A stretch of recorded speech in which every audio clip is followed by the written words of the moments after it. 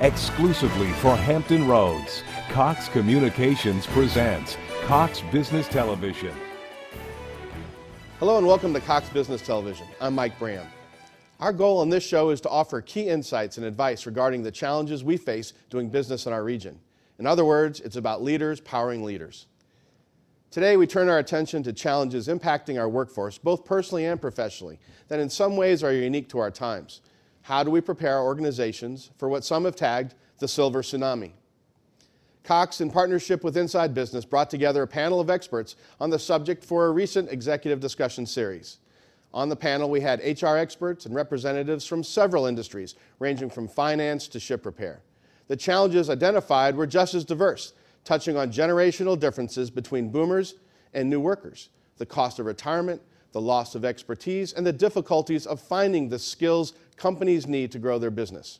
So let's dig into these and other topics that are challenging our local business leaders. Joining us now are two experts who are part of the executive panel. Dr. Michelle Tomaseski, Director of Operations for the Virginia Ship Repair Association, and Juan Cunningham, Assistant Vice President for Human Resources at Norfolk Southern Corporation. Welcome to the show. Thank you. You know, as we started to discuss during that executive panel discussion, it was really all about boomers and their impact. And one of the things that we saw as a pretty unique opportunity are there's 4 generations in the workforce at the same time. What are you all doing in your organizations to kind of help leaders figure out how they can best motivate and inspire people with 4 different generations in the workforce at the same time? Let me start with you. In our industry, we're really expanding apprenticeship opportunities across the workforce, not just for the younger generation coming in, but for people who are transitioning into maybe their second or third career. And part of that is engaging our experienced workers not only in mentoring those who need to learn to become more experienced in their field, and to cross-train them, but to also work with those who have experience to move into other roles within our organization. Okay. We might have people who go into computer-aided drafting after, being in welding for 50 years or, Right. or something else. And so we're trying to do a better job of helping them achieve more education, achieve more training, Right. so they can work in the industry for another 15 years and not really focus on retiring completely out, but continuing to contribute. That's cool. And Juan, how about you guys? Are you seeing the same kind of challenges and are you addressing the same way? The challenges that our focus on addressing those challenges is through training. Any training that we involve ourselves in and involve our employees in includes a cross-section of individuals. Our focus really is to ensure that we have an effective knowledge transfer among our what we call non-agreement or management employees. For our union employees, it's a focus really of matching younger people with our more mature people. Okay. And we know that for boomers, the leaving a legacy is very important. But also I think for us that are in the leadership positions, we know that we have to transfer this knowledge in order so we can maybe accelerate some of the younger people to meet those leadership challenges. How are you guys approaching mentoring? Is it a formal program or is it more ad hoc right now, or do you see that moving to more formal going down the road? That's a real challenge in our industry because the people that we need to mentor are really on the ground. They're on the decks, they're working. So we're exploring some options for using technology to help us in that mentoring role.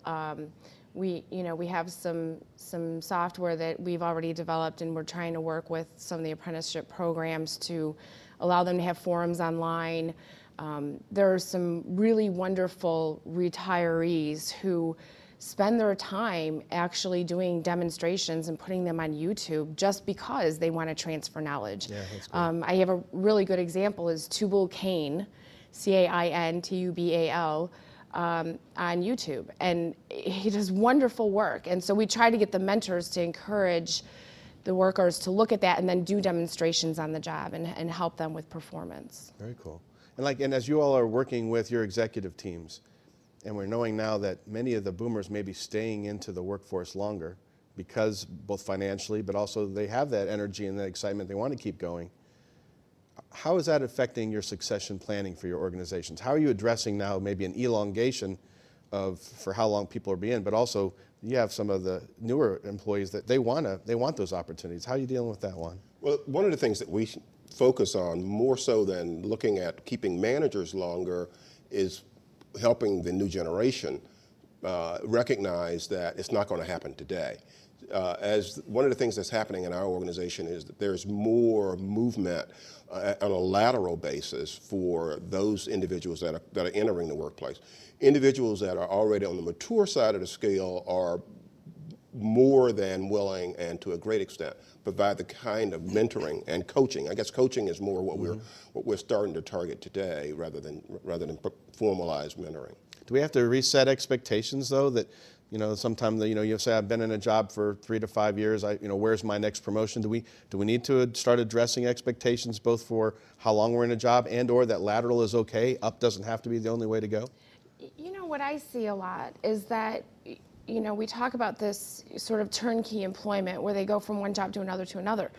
And a lot of times the reason they're doing that is because they want different experiences. And so I think that lateral transition within an organization has to be coupled with experiential learning.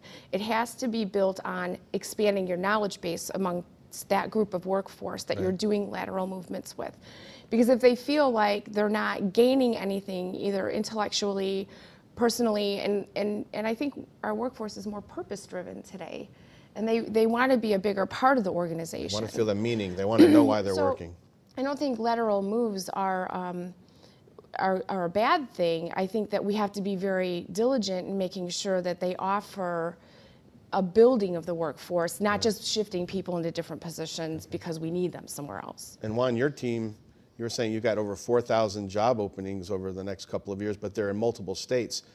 Is there expectation that you're going to stay in one place, or that you will need to, to look at moving, or how are you guys dealing with these expectations? The things that Michelle just mentioned about the expectations of young people in the workplace, it's real. I mean, it's not just. It's almost as if I got a new job today. Now, where's my next one? Right. I mean, that's one of the challenges that we that we face. We also face a challenge of, you mentioned being in multiple places. This idea of relocation. Today's generation is less inclined to want to relocate. Maybe the boomers didn't want to relocate either, but it was all about what can I do to really show the organization that I'm here, I'm seriously here, and I'll do all I can to succeed at my career. Sure, great. I think that that mindset is with every generation, that they want new experiences and they want to build on their knowledge. And I think one of the things why we wanted to host this series really is that there is so much cooperative and cumulative knowledge in this region. We've got military folks, we've got folks that are career in both whether education or in industry. We've got a whole unique environment down here, and so maybe there's a way as we move forward from here that we can try to further leverage if someone finds their secret sauce, that there might be a willingness to be able to share some of that. And I wanted to thank you guys very much for coming today and being a part of this. Thank you for your leadership in our community, and thanks for sharing your insights with us today. Thank you. Thanks a lot. Coming up later in the show, more perspectives on workforce challenges, but first, some highlights from our executive discussion series.